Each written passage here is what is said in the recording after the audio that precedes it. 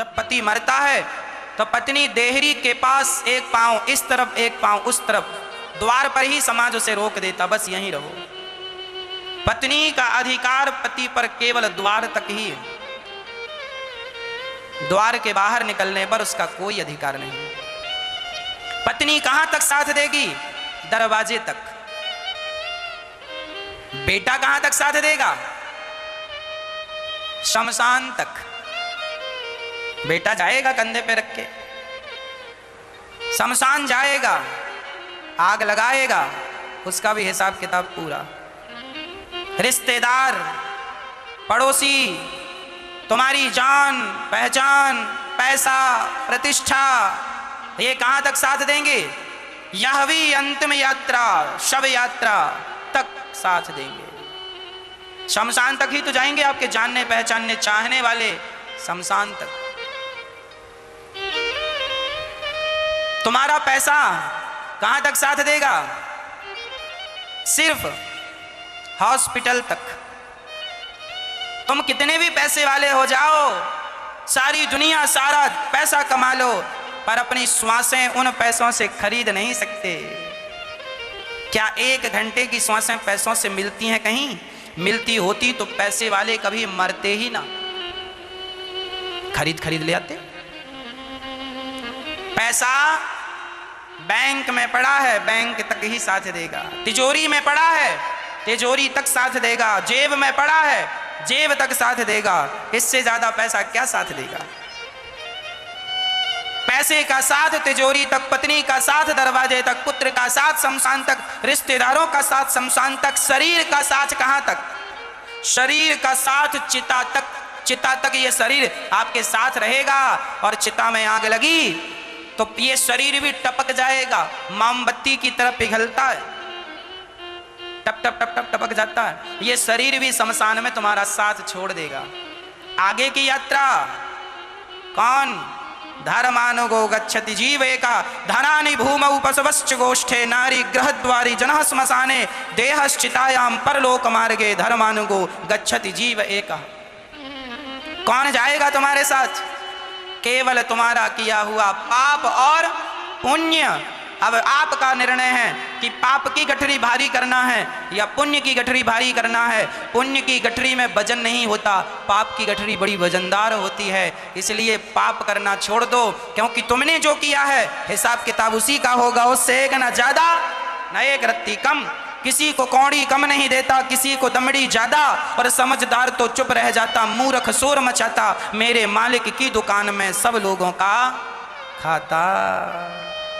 सबका आधार card pan card सरकार के पास है, सब जुड़ा है, उसके बिना काम नहीं होगा। 135 करोड़ भारत में लोग रहते हैं, सब पर सरकार की नजरें हैं, कौन कितना कमा रहा है, इनकम टैक्स नहीं दे रहा है। जब सरकारों की नजर तुम पर हम पर हो सकती है, तो भगवान ने तो तुम्हें बनाया है, उसकी नजर नहीं होगी? उसकी नजर से बच जाओगे? कब तक बचोगे बच्चू? और भाग कर जाओगे कहां? आओगे। इसलिए अहंकार ना करना, भागने की कोशिश ना करना।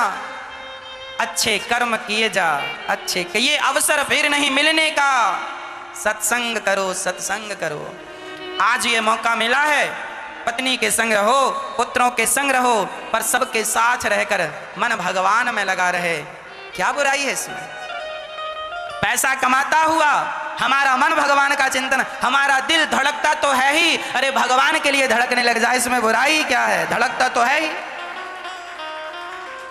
हम रोटियां तो बनाते ही हैं, हमारे घर में रोज रोटी बनती है, पर वो रोटी अभी बेटा बेटी पति पत्नी के लिए बनती है, भगवान के लिए बनने लग जाए तो इसमें क्या बुराई है? रोटियां वही हैं, समय वही लगेगा, पर भाव बदल गया कि ये अब भगवान के लिए बन रही है। मैं पैसा कमाऊं, पर पैसा इसलिए ना कमाऊं कि पत्नी पुत्र बेटा बेटी जमाने के लिए। मैं पैसा कमाऊं कि ईश्वर धन देंगे, मैं उस धन से धर्म करूंगा, सेवाएं करूंगा, वह धन भगवान से जुड़ जाए, इसमें क्या बुराई है? क्या नुकसान है? हर चीज भगवान से जोड़ दो। तन धन भवन सुहृद परिवारा, सबके ममता ताग बटोरी, मम पद मन ही बांध बड़ डोरी। सबकी डोरियां भगवान से बांध दो। पत्नी, पुत्र, बेटा, बेटी, पैसा, प्रतिष्ठा, घर, मकान, सब जो तुम्हारे पास, सबको एक धागे में बांधो और वह धागे का आगे का हिस्सा भगवान के चरणों में बांध दो। नाथ ये सब आपका है, मैं आपका, ये इतनी बात कर लो, काम पूरा हो जाएगा। पूरी जिंदगी में आदमी यही नहीं कर पाता। भगवान सबका हो गया, पत्नी का हो गया, पति का हो गया, बेटे का हो गया, पर भगवान का नहीं हो पाया। सबके हो जाओ, भगवान के नहीं होगे तो भी काम नहीं बनेगा। इसलिए भगवान के कब बनोगे? संसार के लिए जियोगे, संसार के लिए मर जाओगे। वाह वाह वाह। इसलिए दिया भगवान ने मनुष्य का शरीर। कुछ हासिल नहीं होने वाला संसार में, कर लो। हमने बहुतों को देखा है साहब, बहुतों को देखा है जो एक एक रुपए के लिए लड़ते मरते थे, उनके करोड़ों धरे के धरे रह गए। जो पैसों के लिए व्यवहार बिगाड़ते थे, उनका पैसा जहां की तहां धरा रह गया। ना पैसा काम आया, ना पहचान काम आई। इसलिए पुण्य करो, पुण्य करो। अभी भी समझा रहा हूं, अब पता नहीं आपको कौन समझाएगा। नहीं समझोगे तो शायद ईश्वर ने हमें भेजा है, इसलिए जाओ, इन्हें समझा के आओ, सही रास्ता दिखा के आओ।